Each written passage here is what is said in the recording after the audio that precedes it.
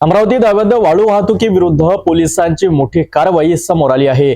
पुणे शाखेच्या पथकाने 3 truck, dumper आणि त्यातील वाळूसह कोट्यवधी रुपयाचा मुद्देमाल जप्त केला आहे। या कारवाईमध्ये 6 आरोपींविरोधात गुन्हे दाखल करण्यात आले आहेत। पाहूया सविस्तर रिपोर्ट। गुन्हे शाखेने अवैध धंद्यांवर कारवाईचा धडाका सुरू केला आहे। अलीकडेच पोलिसांना गुप्त माहिती मिळाली की काही व्यक्ती 3 वेगवेगळ्या ट्रकमधून बेकायदेशीर वाळू वाहतूक करीत आहेत। याच माहितीच्या आधारे गुन्हे शाखेच्या पथकाने सापळा रचून 3 ट्रक, डंपर आणि त्यातील वाळू पकडली।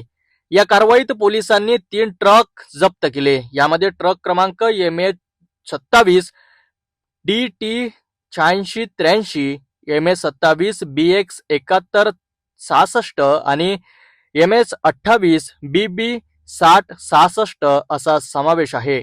या तिन्ही वाहनांची एकूण अंदाजे किंमत 1,44,00,000 रुपये आहे। या ट्रकमध्ये असलेला एकूण 1,78,412 किलो वाळूची अंदाजे किंमत 2,67,450 रुपये आहे। अशा प्रकारे पोलिसांनी एकूण 1,46,67,450 रुपयाचा मुद्देमाल जप्त केला। या कारवाईत पोलिसांनी 3 ट्रक चालकांना ताब्यात घेतले आहे।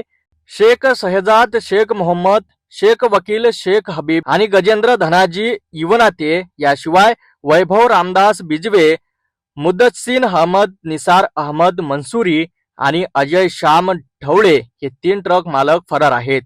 पोलिसांनी ताब्यात घेतलेल्या चालकांसह फरार मालकाविरुद्ध नांदगाव पेठ पोलीस ठाण्यात गुन्हा दाखल करण्याची प्रक्रिया सुरू आहे।